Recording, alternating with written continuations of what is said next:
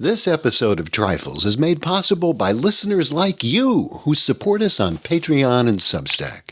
To learn more, go to patreon.com/trifles or trifles.substack.com. Welcome to Trifles, a weekly podcast about the Sherlock Holmes stories. It is, of course, a trifle, but there is nothing so important as trifles.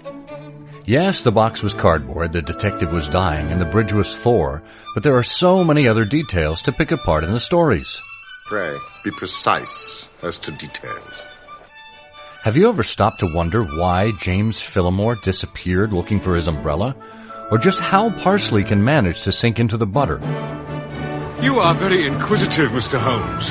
It is my business to know what other people don't know. Scott Monty and Burt Wolder will have the answers to these questions and more in Trifles. The game's afoot.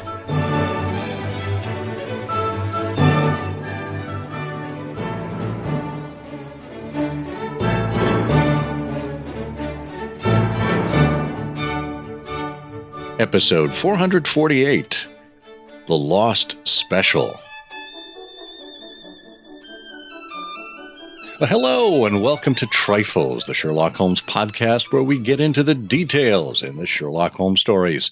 I'm Scott Monty. I'm Burt Wolder. Burt, are you lost or are you special? I'm especially lost, actually. Yeah. Especially lost and completely baffled. Oh, okay. Well, I was as usual. No, I was going to give you the benefit of the doubt. I think you're very special. Oh, thank you. But you've lost. Exactly. Oh, well, this is one of those episodes. It's a series of episodes we're doing on the Apocrypha of Sherlock Holmes. That is, stories that appeared outside of the standard 60 Sherlock Holmes stories. Of course, the 56 short stories and 4 novels that we all know. We've already covered other topics that include the Field Bazaar, the Man with the Watches, and how Watson learned the trick. This is the 4th episode in the series covering the Lost Special. It's an interesting story. It does not necessarily include Sherlock Holmes, although there is a little bit of a side swipe there. We'll get into that. But we'll talk with you about what the story is, give you a plot summary, help you understand it, and talk about some of the fascinating factoids along the way that we've found by virtue of the footnotes that we have in the Sherlock Holmes Reference Library edition of the Apocrypha of Sherlock Holmes. So you're going to want to stay tuned for that. Meanwhile, if you'd like to support the show, you can do that on Patreon and on Substack. Just go to patreon.com/trifles or trifles.substack.com. All of our listeners every month, and this is one of those episodes at the end of the month, you are eligible for a drawing to win a free back issue of the Baker Street Journal. So you don't have to do anything other than just support the show. Your name automatically gets entered into that drawing. And of course, in addition to that monthly drawing, you also get access to irregular bonus content, stuff that comes out that isn't available for the general public. We make especially for you. And that comes out exclusively through Patreon and Substack. So check that out. See which one works for you. For as little as $1 a month, you can become a supporter of the show. Well, Burt, the story of the Lost Special, that's the official name for it. When did this first appear and why is it so special? Oh, good question. Well, it first appeared in 1898 in the Strand magazine, and our careful and perspicacious listeners will note this is after the debut, it's after the debut and the disappearance of Sherlock Holmes, but much before many of the later cases of Sherlock Holmes. And so Conan Doyle was still closely associated with Sherlock Holmes, but the character of Sherlock Holmes does not appear in the Lost Special. And it's a wonderful story for a variety of reasons. One is that it has this premise of an impossible disappearance. And the other interesting things, which I'm sure we will talk about, are the appearance of the names of characters who also appear in different Sherlock Holmes tales, and the appearance of a detective who many people believe was Sherlock Holmes, but is never identified as Sherlock Holmes. But basically, just to kick it off, the premise is all about an impossible disappearance. There's this private train, and it's carrying a French politician and his secretary from Liverpool to London. And the train is seen entering this very specific section of track, but it never emerges. Yeah. And there's disbelief and confusion among railway officials, and the investigation begins, and the public and the press just become fascinated by this inexplicable mystery. So it's like a locked room mystery, but for trains. Yeah, right. Interesting. Well, and one of the things that fascinated me about this, because, this is before the days of ubiquitous surveillance. We have closed circuit cameras now. Everyone has a camera in their pocket by virtue of their mobile phones. But this was in a day when, you could do lots of things without being actually seen. And there's a section in here where they recount the path of the train, the route that it took. And you've got specific stations reporting in saying what time they saw the special pass. And they noted like special passed here at 5:06, special passed here at 5:10, special passed here at 5:20. So you have this progression of the train until you don't anymore. So it stands to reason that somewhere between that last bit of train spotting and the train never showing up at the next station where it was due, well, now you've narrowed the field of where you need to look for the train. But before we get into the semantics there about how this was actually solved, why don't we back up and say, well, what's a special when we're talking about trains? And why don't we see specials that much anymore? Well, it's a holdover from the time when railways were the primary method of getting from place to place, but also where it was not unusual for people of means to have their own special coaches to be taken from this place to that place. And it was possible, if you had enough money and time, for you to commission a special, i.e. to arrange for a train of your own choosing to take you from this point to that point, even though there was nothing regularly scheduled on the line. All you had to do was pony up enough money. Yeah, that's the key right there, because there are other trains that use the train tracks. So it needs to be cleared. If we look at footnote number 60 from the Apocrypha of Sherlock Holmes, page 24, a special is a specially hired, smaller size, dedicated train to take the hiring party to the intended destination. And Bernard Davies in Canonical Connection says, though specials are still run for parties, the one-man train was usurped by the hire car, or rental car as we Americans know it, and did not survive the First World War. A purse deep enough for the suitably grand fare, usually 5 shillings a mile, could command a first-class carriage with a light engine and a line cleared of slower traffic.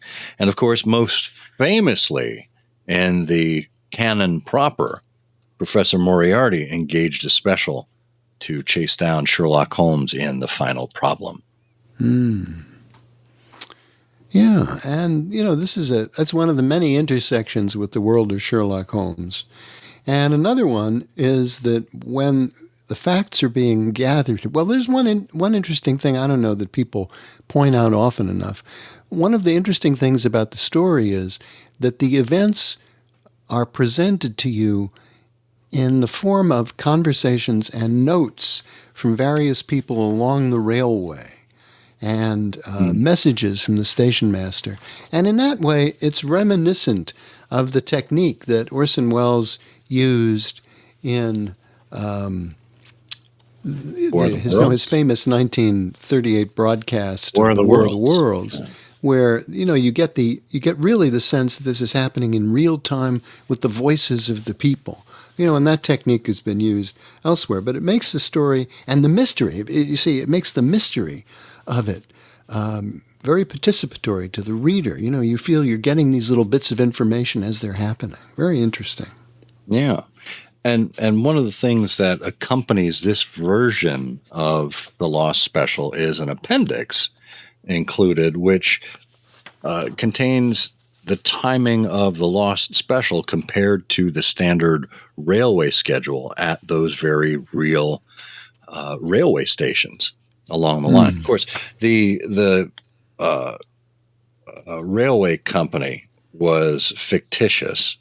The London and Northwest Railway, I think is it's the London and West Coast Railway Company, as named in the story, but the London and Northwest Railway is the actual one. So when you compare the train schedules of the fictitious versus the real one, they're slightly off, but close enough to actually be believable. Yeah, it's really fascinating. Yeah. And there are other aspects of this. The investigation begins, and there's no trace of the train or its passengers. And a detective, is brought in to assist. And people quickly... Go ahead. Wasn't the train's engineer found dead with a broken neck and head injuries? Right. Off the tracks, down in a gully or whatnot. Yes, John Slater. There's no clue to be gathered from his appearance. And Slater, there's another name that pops up in the world of Sherlock Holmes, along with Selden. Selden is another name you'll see in here. Poor old Slater, as near as we can tell, he met his end by falling off his engine.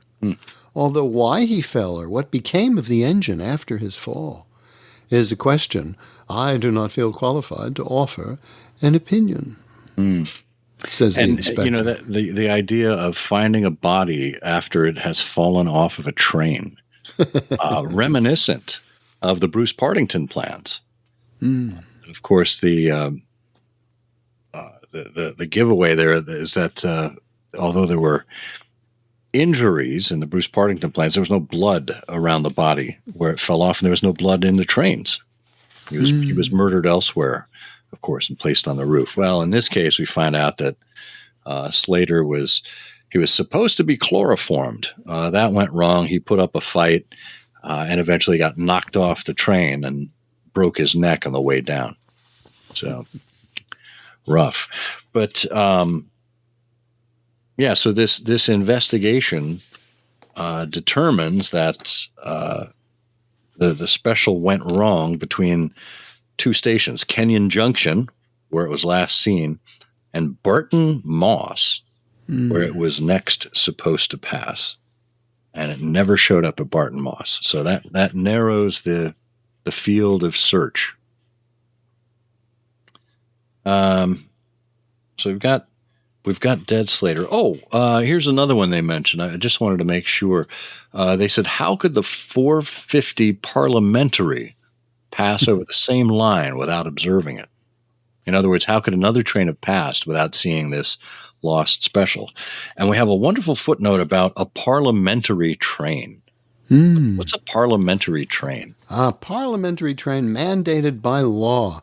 The railways were required by legislation passed in 1844 to provide daily one train with provision for carrying third-class passengers in each direction that stops at every station.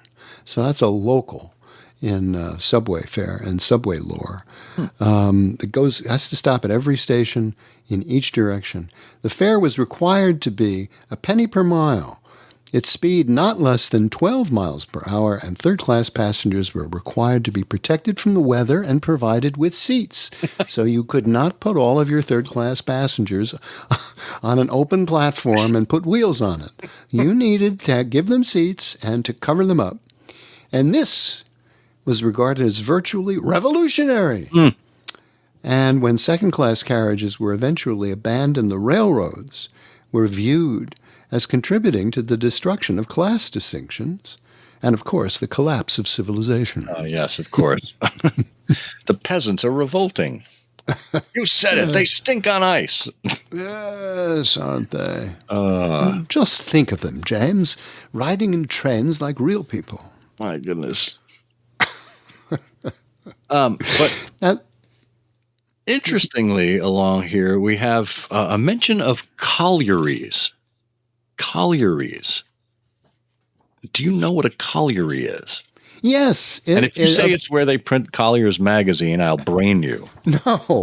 No, it's got nothing like that. It comes from the fashion industry, and it's a place where they design collars. There we go. That after World War I were sewn in. Oh, no. So you don't realize that before World War I, the collar was separated from the shirt stock, and you needed, a collar button and things like that.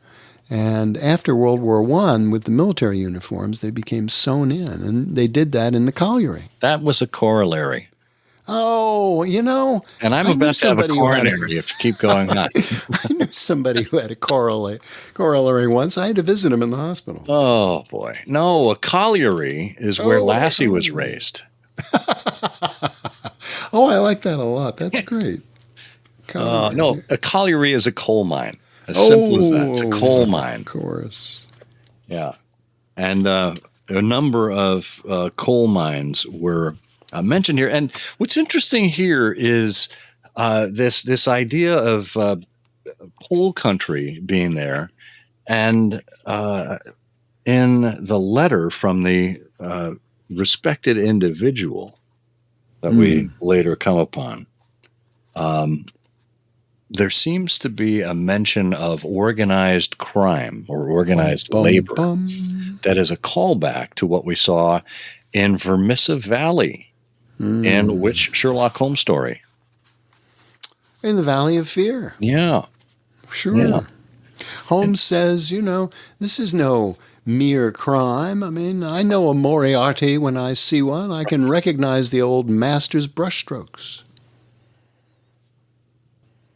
But Moriarty's never named in the Lost Special. But that's another point of intersection. People suspect that this is the master criminal network was orchestrating this disappearance.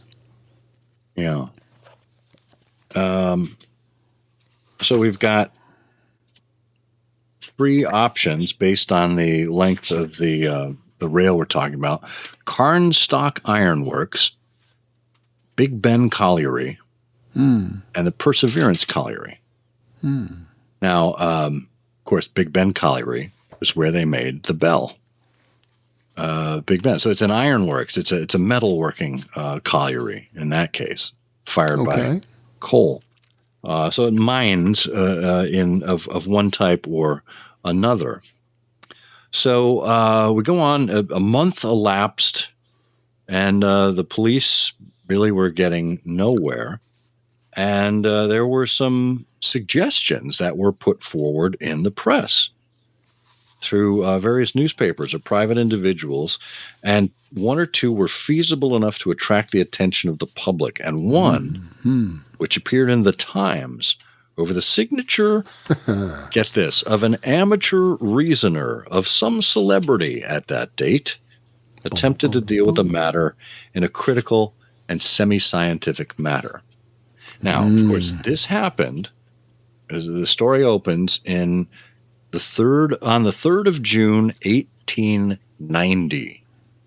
Right? So this is, a full year before Sherlock Holmes would have disappeared in the area of Reichenbach Falls. So he is still fully in practice. The story, of course, is published in 1898. So it's during that period of the hiatus where the public is missing Sherlock Holmes. The Strand reading public is missing him. So we see this oblique reference of the amateur reasoner of some celebrity. And I think everyone knows who we're talking about. Yeah. Well, there's sort of a dead giveaway. I mean, just to paraphrase the letter, which is published on the 3rd of July, it basically begins by saying, when you eliminate the impossible, whatever remains, however improbable, must be the truth. And, it's not quite worded that way, but that's really the sense of it. And that's the very first word by this so-called amateur reasoner. He goes on to say, it's certain that the train left Kenyon Junction. It's certain that it did not reach Barton Moss. It is in the highest degree unlikely, but still possible that it may have taken one of the 7 available side lines. It's obviously impossible for a train to run where there are no rails. And therefore we may reduce our improbables to the 3 open lines, and then he mentions the Ironworks, the Big Ben, the Perseverance. Is there a secret society of colliers? An English Camorra capable of destroying both train and passengers? It's improbable, but not impossible. I am unable to suggest any other solution. I should advise the company to direct all their energies towards the observation of those 3 lines and the workmen at the end of them. And then you might take a look at the pawnbrokers in the district that might also offer some suggestive facts. A lovely note here from Edward P. Haynes in an article called The Apocryphal Books, or Was you der, Charlie? He believes that Sherlock Holmes would never jump to the conclusions asserted here without on-site investigation. And that would have revealed the recent use of the badly corroded switches. Even Lestrade would have handled the investigation better, he suggests. He also makes the interesting point that Holmes would never have sent a letter to the press. He would have sent a letter of his observations to the chief investigator. That seems all very reasonable from Edward P. Haynes. Yeah, I think so. Yeah, it's lovely. And then, one of the very nice things, again, with the contribution of the feeling of this happening in real time with real engagement by you, the listener, by the readers, you're seeing all these bits of information presented. When we get to the denouement, Conan Doyle writes, and so the matter stood and has continued to stand up to the present year of 1898.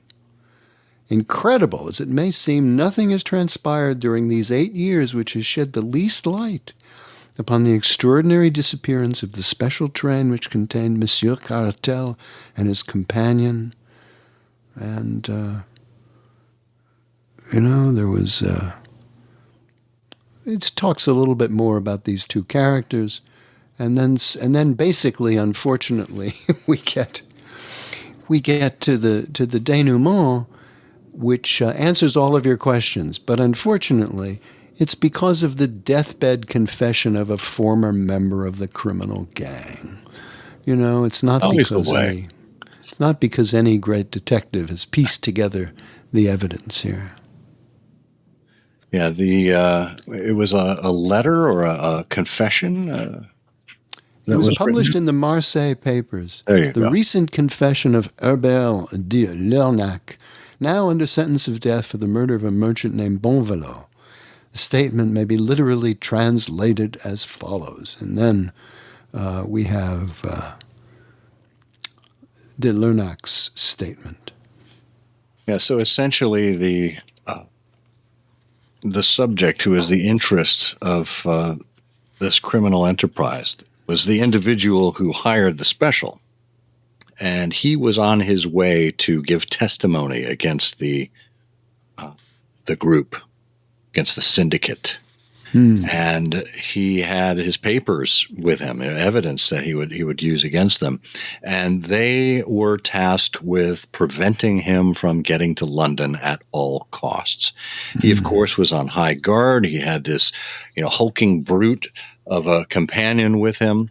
But ultimately, what they did, the way they made the train disappear, was not from any of the lines that were still in use, but from one of the 4 lines that was no longer in use, that connected to the main line that the special was on. They had a crew put down the tracks that had been missing, that had been torn up, to kind of disconnect these side lines, side tracks, and they reinstituted them, and they switched over to these sidelines and not derailed, but redirected the train to one of these. And jumped off and watched as the train then went all the way to the very end of the line and down into the coal mine, never to be seen again. Very nice, clean ending. Clean coal. We love clean coal. Clean coal.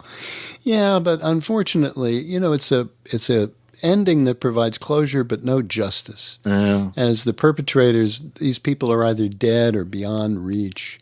And, it talks, I suppose it highlights, the criminal mind and so on. And it is very clever, the method by which this was accomplished. Penn and Teller would appreciate it. But, yes. But it's not all that satisfying to the reader, I have to say. I mean, because... Look, it's a huge physical object. It's Victorian England. It's got to be somewhere, right?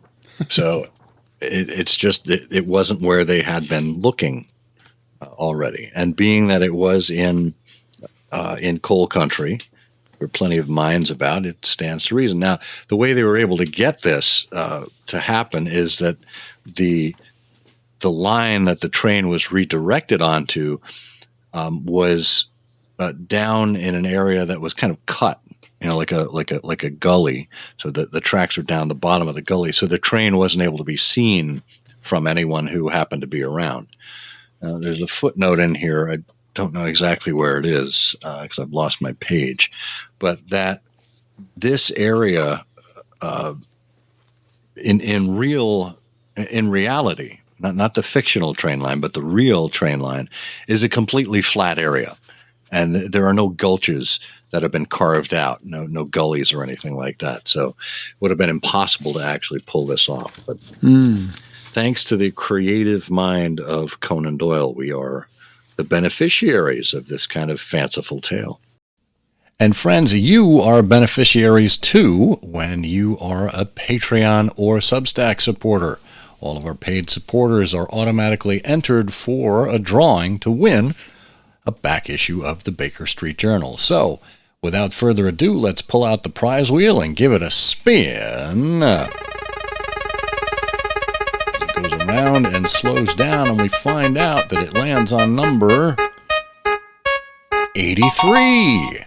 And that looks like it is Ellie Lowe. Ellie, congratulations, and thank you for supporting us on Patreon. If you'd like to be like Ellie and win a back issue of, or potentially win a back issue of the Baker Street Journal, as we do this drawing every month, just go to patreon.com/trifles or trifles.substack.com.